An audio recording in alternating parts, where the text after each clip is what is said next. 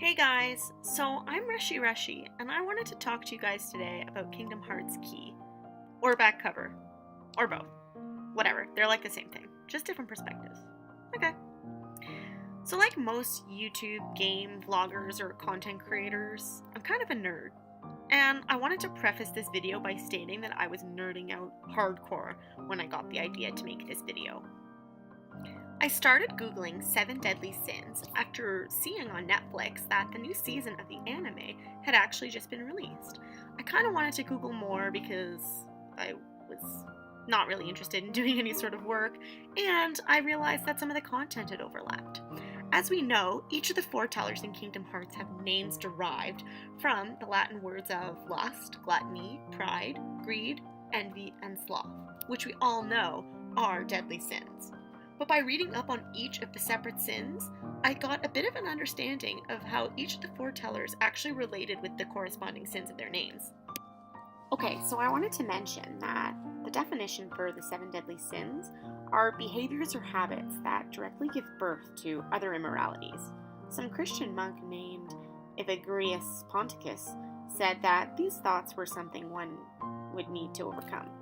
We can likely use this and say, for example, if one sins, it opens up their heart to darkness.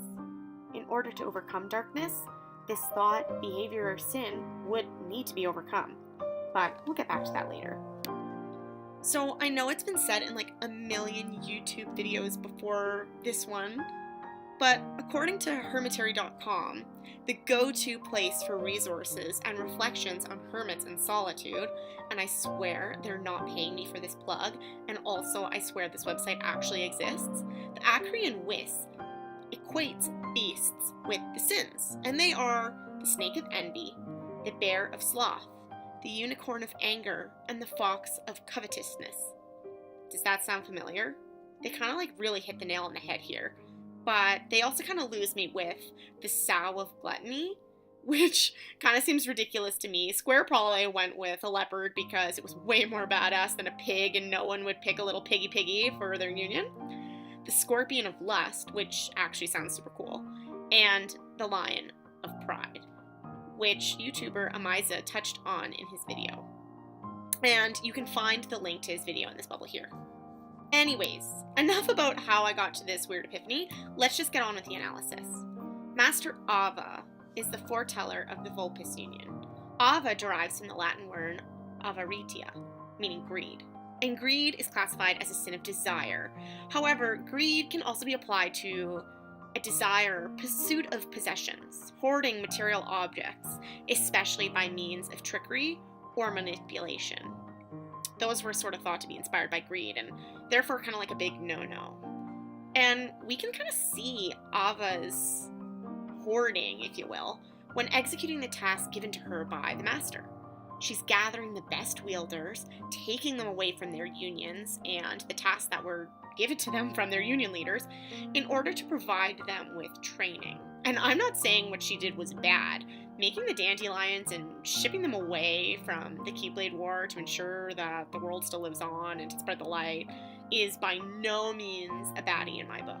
But what I'm trying to say is the way in which she gathered the dandelions, especially in the secretive nature in which she did, like hiding it from the other foretellers, like duh, we all knew Ira was the leader and Envy was the watchdog, so kind of like manipulation. And even dressing up as Ira to fight you in Kingdom Hearts Unchained Key to determine if you were even strong enough to join her squad of dandelions, which, you know, kind of is like trickery. It's what kind of correlates her sin greed to her character. So next we have Master Ira, who's the foreteller of Union Unicornis. Ira is Latin for wrath, just straight up. So at first I was kind of like, man, Ira's a pretty chill leader though. He and his set make up at the end of back cover, brawling out, and he's on pretty good terms with everyone on the team, and he's like really smart and articulate, especially when talking with the master. But I kind of did a little bit more research. Wrath presents itself in injury, violence, or hate that may provoke feuds that can go on for centuries. Did you hear that? Were you listening? Provoke feuds that go on for centuries. Was it not Ira who just jumped to the conclusion and told everyone, hey y'all, what's up? There's a traitor in the room, haha. And then, the repercussions of that statement resulted in a Keyblade War, which literally split the world into a bunch of little worlds, and darkness, pretty much prevailed until the dandelions kind of, brought the light back. What's kind of cool, though, is wrath is, the only sin that doesn't necessarily associate with selfishness or self-interest, which, is kind of bang on for Ira. He only provoked everyone for the sake of getting down to the bottom of things and to determine who the traitor was. But yeah, I mean, at the end of the day, it still kind of seems wrathy to me. So now over to Foreteller Gula, the leader of the Leopardus Union. Gula, again, just straight up Latin for the word gluttony. And some people, typically equate gluttony with just eating, but not so. It's about overindulgence and overconsumption. It can also be interpreted as selfishness, which kind of rings a bell with Gula, considering he's all "Wah, you guys aren't my comrades," and "Ooh, I have the last page, and I need to get down to the bottom of this, and my job is kind of more important, so I'm just gonna go do my own thing at the expense of you and your well-being," I said. "And I'm just gonna look and watch two people just duke it out, and then when it's in my best interest, I can be oh wow, look at how bad a set is. Ava, let's go take him down with envy." I don't know, this one might be a little bit of a stretch, but whatever. Make what you will with it. I think it's also really important to note that Gula kind of was overconsumed by the fact that he had this lost page, and he kind of took it upon himself to try and figure out what it meant, and didn't really articulate that he had this with any of his other union leaders. If everyone was super concerned about this lost page and everyone sort of came to the realization that something was missing, you'd think that they'd want to work together to establish the fact that maybe they could figure out together who the traitor was. So on to Envy, whose name sounds the most like her corresponding sin, Envy. And I'm pretty sure the world obviously equates envy with snakes. I don't really know why, it's just sort of something that they do. So with that, we can safely, assume and come to the conclusion that she's the Anguius Union leader. Fun fact, Anguius is just a genus of lizard. Its common name, the slow worm, or the blind worm, because it's limbless.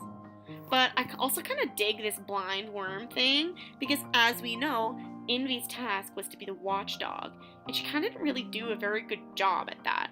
Maybe because she's a blind worm? Anyone? Whatever. Anyways, envy apparently derives from vanity, which isn't very becoming. In fact, vanity and envy are so poo-poo because they ultimately sever a man from his neighbor, according to Henry Edward Manning. Which kind of makes sense because the others were super distrustful and not down with envy being the watchdog. It just kind of put a target on her back, and people just weren't happy with that. It just caused a rift in the relationship. Okay, so I kind of saved one of the bigger ones for last. We have Aced, the leader of the Ursus Union. Aced's name derived from the Latin word acedia, or sloth. So, I was kind of confused that this, big burly man was sloth, because he's so into it with his convictions, and he takes action like a grandma would when you tell her that you ruined your appetite from eating too many cookies before dinner. Anyways, I digress. Apparently, sloth first referred to religious people who gave up on their duties and obligations to God. Now, this is sort of twofold. Aced not only gave up on Ira's leadership, but he also gave up on the master's orders not to collect Lux separately and to divide the unions. Sloth can also derive from a lack of feeling about others, or a mind state giving rise to boredom or apathy. Aced literally was bored of the way that Ira was running things. Sloth also has been defined as a failure to do things that one should do, like listen to Ira or the master. Sloth also takes form as alienation from the sentient self from the world, and then from itself. Apparently it's found in a form of withdrawal from participation.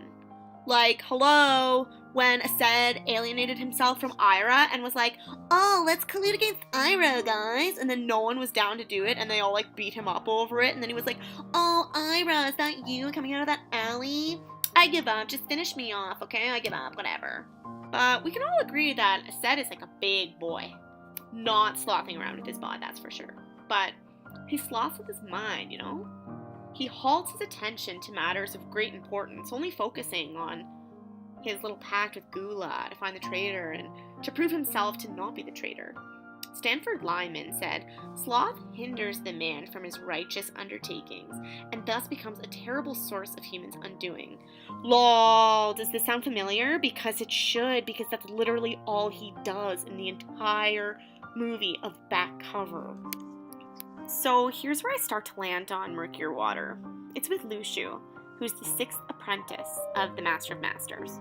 Boo-hoo, Luciu didn't get a union. So I guess the LUX derives from luxuria, meaning lust. And don't be obtuse, kids, this isn't about sexy time lust. This is more of a longing or a desire in general. Dante defined lust as the disordered love for individuals. We all know that Luciu and the Master have some sort of like weird relationship going on behind the scenes. It's different than the others.